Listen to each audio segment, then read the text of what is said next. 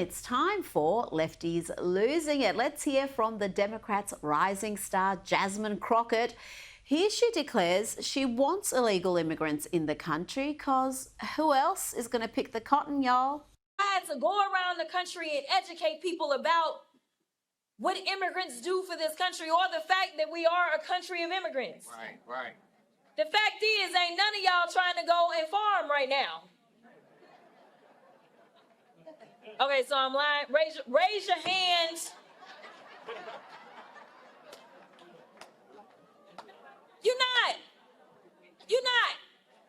We done picking cotton. We are. You can't pay us enough to find a plantation. So to be clear, she sees immigrants as some subservient class. Just in case you were wondering, she wants to import an underclass to do the work she considers beneath her.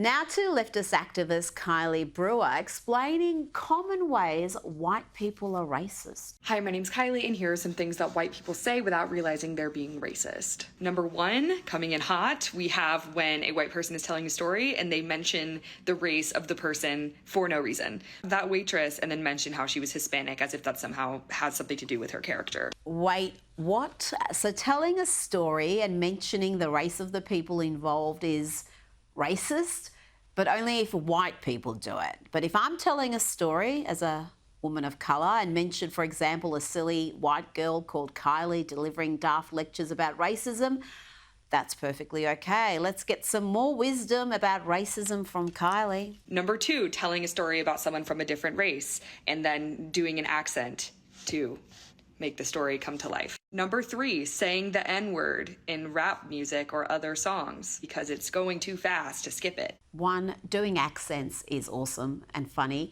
And if you like rap songs and sing the lyrics that the artist has written, that does not make you racist. I mean, come on. Now, this next guy shows how you deal with these lefties. He encounters a woman in traffic in a Make America Gay Again cap. Hilarity ensues. I like your MAGA hat. Yeah, Trump. Woo! It says gay. Oh, I know. Just checking. Trump fan. Never know. Trump? No. It says make America gay again. Great again. Gay. I know, but we love Trump, right? That is just so amusing. Now, here's alleged comic John Oliver, one of the unfunniest nincompoops to ever call himself a comedian. Here he goes on some bizarre rant arguing that males really don't have an advantage in sport. I don't know why you even have men and women's categories then, John. Bigger and stronger bodies are not automatically advantaged in every scenario. But the degree of difference here matters because we expect a certain amount of difference in athletics. Taller basketball players are expected to compete against shorter ones. Faster soccer players compete against slower ones. Michael Phelps was allowed to compete with other swimmers despite being part dolphin. And crucially, none of the studies I've mentioned so far bear much relevance to what these new laws target, which is youth sports, usually of all ages. And the research there is even more scant. We have no research about how being trans or undergoing gender-affirming treatment impacts athletic performance in teens. Yes, he really is that stupid and pathetic. A sad, well, sounds like a laugh track accompanying lies, half-truths and gaslighting masquerading as comedy. Pathetic, but if you think that was the worst of it, well, brace yourself, because when this lefty loses it, he really loses it. Here he claims it's not the women being injured we should care about, it's the trans activists who are having their feelings hurt. Just to be clear, I'm not happy to watch women experience injury, humiliation and a loss of sporting opportunities. But that includes trans women and kids, and they seem to be getting hurt the most right now. Yeah, but they're not getting injured though, are they, John? And funny, if there is no physical advantage, then why are we not seeing a whole bunch of women identifying as men competing in men's competition? If you think there is no difference between the sexes, then let me read out this one stat that brings it home even for the biggest simpleton among us, and I'm talking to you, John Oliver. The fastest female sprinter in the world is American runner Allyson Felix, a woman with more gold medals than Usain Bolt, Her lifetime best for the 400 metres is 49.26 seconds. Based on 2018 data, nearly 300 high school boys in the US alone could beat it. Now, that was from back in 2021, and I can tell you the sexes haven't changed that much since then. You know, even a broken clock is right twice a day, and even CNN occasionally allows truth and data to intrude on its 24/7 anti-Trump hysteria. I think there was this concern among some folks that Donald Trump would come in for a second term and kind of be a lame duck. He ain't no lame duck. If anything, he's a soaring eagle. What am I talking about here? Let's talk about Trump executive orders in 2025. He's already signed 111 so far. That is the most at this point in a presidency in at least 100 years. In fact, it's the most in any single year, and we're only in April. Oh, wow. The teeny tiny CNN audience doesn't want to hear that. The hosts don't want to hear it either. So naturally, the question had to be asked, does Trump have too much power with all those executive orders? Surely a big majority of Americans are worried about that. Turns out they're not, though. Take it a step further. Do the people think he has too much? He's taken too much power. Yeah, this I think is the real question, right? You can believe that he's doing stuff completely differently, but do you think that he has a little too much power or not? And this is interesting. So Trump's presidential power is too much, the right amount, too little. Well, 47% say too much, but then you get 36% who say the right amount. Then you get 17% who say too little. So you're essentially dealing with a majority of the American public, 53%, who do not say that Trump has too much power. They either says he has too little power or the right amount of power. So the idea, that argument that Donald Trump is, quote unquote, a king, that I don't think holds with the American people. It does hold maybe with 47%, but with the majority of folks, they believe Donald Trump's doing something completely differently, and they don't believe he has too much power, and the executive orders he signed certainly suggest he's no lame duck. He is, as I said at the beginning, a soaring eagle. 53 to 47%. Funny how that works. Now, let's talk about Bill Burr, the once funny Bill Burr, who has gone from being hilarious to being a hysteric and is now backing away from his newly acquired lefty views. It was only a couple of weeks ago where he was railing against corporates and saying to a free murderer, Luigi Mangione. You know what I mean? Because some corporate had to give himself a bonus check at the end of the year. What if we made it worse? But made it look the same? Yeah. Then could our pools be bigger? Not Free okay. Luigi! But showing all the courage and consistency of a typical celebrity, Burr is now backing away from that sort of position. Despite going on The View and railing against Donald Trump and Elon Musk, he now says he's not political. No, I'm not going to just have some controversial moment so you can get clicks. I'm not doing that. I mean, I'm here for Conan. I'm not doing all of this. What are you going to bring up next? The Middle East? I went to summer school 3 out of 4 years in high school. I'm not qualified to talk about this. I was just What do you think about global warming? You said about Elon that he was ruining Earth, I saw on The View. You're critical of him. What do you think of all the boycotts, like even the violence I don't watch the news. I don't watch the news. I have no idea what's going on. I watch Instagram. I watch people wipe out on motorcycles. I watch lions and hyenas fight each other. This is the things that I do. And I don't think you should be asking a comedian. Oh, yeah, he doesn't know anything about politics. He's not political, but he chose to go on The View and rail against the Trump agenda. Well done. Now, if you want to see real racism, then watch this. And sadly, it's not just this woman. More than $250,000 has been raised for this killer, Carmelo Anthony, who murdered an innocent, unarmed teenager. His name's Austin Metcalf, at a track event. Watch this woman justify Austin's murder. This is utterly sick. Y'all not gonna make me believe or feel any kind of sympathy for Austin Metcalf at all.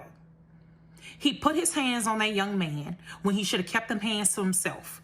When the young man told him, touch me and see, you bet not touch me, that meant that I don't want you in my space, I don't want you touching me.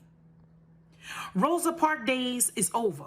You cannot think that you can move somebody out of a seat that you don't own and think that it's going to be okay. And you can't determine how I'm going to retaliate on you when you put your hands on me in an aggressive manner. Austin Metcalf got exactly what he deserved. Let's bring in journalist and filmmaker Ami Horowitz. Ami, that is just utterly sick. That poor kid was murdered at a sporting event. He died in his twin brother's arms after being stabbed to death. And people are raising hundreds of thousands of dollars for his killer. Yeah. Poor Carmelo Anthony. And I'm not talking about the Carmelo Anthony who stabbed that student to death. I'm talking about NBA offensive legend and defensive liability, Carmelo Anthony, who was recently elected to the Hall of Fame. But if you look up Carmelo Anthony, all you get is the other guy whose family was a big enough fan of Melo's to name him after the NBA legend with a weird enough name, but not weird enough for them. They had to change the name from Carmelo with a C to Carmelo with a K. But we're not here to talk about that. We're here to talk about the pathology of the left to raise money for this kid. But that's, Rita, that's in line with the normalization and defense of violence that we've seen from the left over the last few years, right? I mean, the Mangione also raised hundreds of thousands of dollars for his defense after he murdered a healthcare executive, or people going out and defending the left who have been burning down Tesla dealerships and burning Tesla cars. This is what we're finding from the left. This is unfortunately not abnormal, but it is sick. It is disgusting. Now, I've played in Lefties this week footage of these protests across the country and how old many of the participants appear to be. Gen Z seems to have better things to do. Where the is Gen Z? These people are cheering. They're talking like it's just the 60s. Well, yeah, that's a Gen Z who did show up and was wondering where the other young people were. Where are they, Arby? Why are so many of these protests seem to be full of older Americans? Yeah, by the way, I'm assuming you say Gen Z. That means Gen Z? I don't know. I don't speak Australian. I speak American. It's the English language, Army, please. Yeah, I don't know what you're talking about. Yeah, so look, let me push back a little bit in the sense that there's no question that Gen Z is the most supportive of the Palestinians of all the generations, right?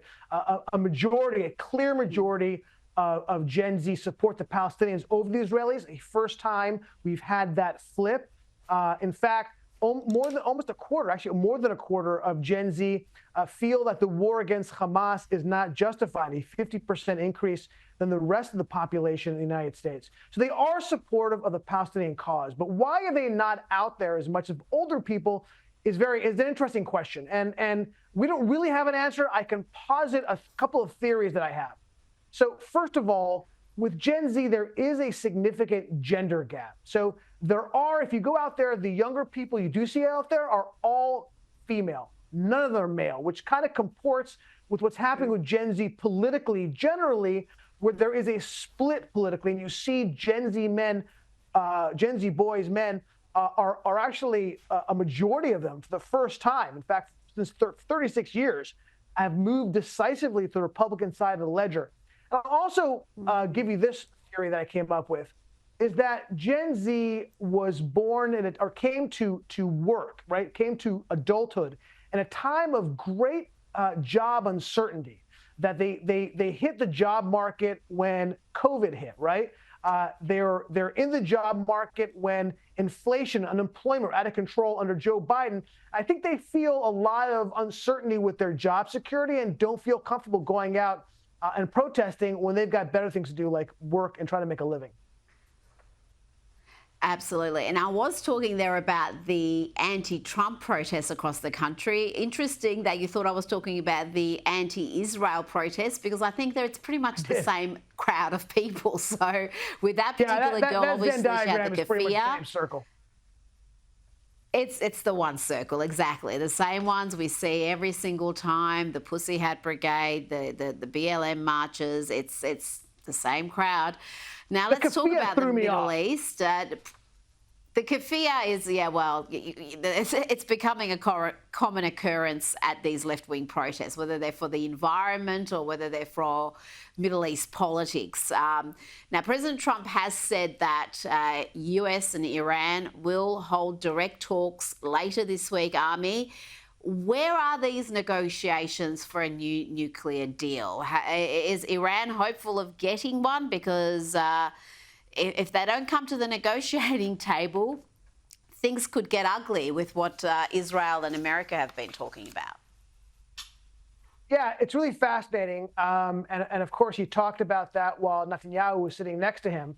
And Netanyahu, unlike Zelensky, certainly didn't make the mistake of pushing back against President Trump, certainly not there in public. But I think there are a number of very significant differences between what these talks might look like and the talks that Obama had before. First of all, I'll give you a quick story that when the negotiations with Obama were being done with the Iranians, I was in Vienna during those talks.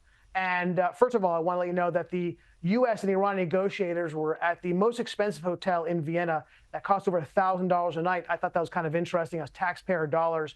I stayed at the Marriott across the street that was less than 1/3 of that price, but they chose not to stay there with me. And I spent a weekend speaking with the Iranian and U.S. nuclear negotiators, and over drinks with the U.S. negotiators, I found it fascinating, and this is kind of the crux of the problem here, is that they were in la-la land. When we were having a frank talk about Iran pursuing a nuclear weapon, they looked at me and they said, "We're experts in this. You're a no one, and we don't know that Iran has made a decision to pursue a nuclear weapon. How do you know that?" I was looking at them saying, is the sky blue? Are you really that out of it that you're negotiating with the Iranians and you're not even sure they're pursuing a weapon? That's first of all. Second of all, so I trust the U.S. Trump negotiators, certainly way more than the Obama negotiators. These are the same people who brought to you the Abraham Accords. So they have a track record of success. But also, I think that this negotiation is also giving a certain amount of cover that if negotiations don't end well, that I believe there's a credible threat of violence. And that may come from the United States attacking Iran, but rather giving Israel the green light to do so. Having said, we negotiated. We went to the table with good faith. They rejected it. So I think that's also part of the play here. I'll also note that Netanyahu is the second time he sat in the Oval Office with the president who announced negotiations with the Iranians. This time, he was told in advance of this, from the beginning, before they began, as part of the process, a silent partner, if you will, as opposed to 2013, when he sat there and Obama announced it, totally blindsiding Netanyahu, which only found out then that they had 5 months of secret negotiations without Israeli input. So these are two very, very different things. I certainly trust the Trump team way more than Biden or Obama on negotiating with the Iranians. Well, one thing you can say about the Trump team, they're not going into these negotiations being dangerously naive. And the Obama team, from what you've said and what others have observed, they were just completely played, Army. They were completely played, and it shows. They gave Iran a very, very advantageous deal. And we know Iran is the chief sponsor of Hamas, Hezbollah, all sorts of mayhem caused because of the Iranian regime beyond Iran's borders. Army Horowitz, it's always a pleasure. Thanks for your time tonight. Pleasure of mine.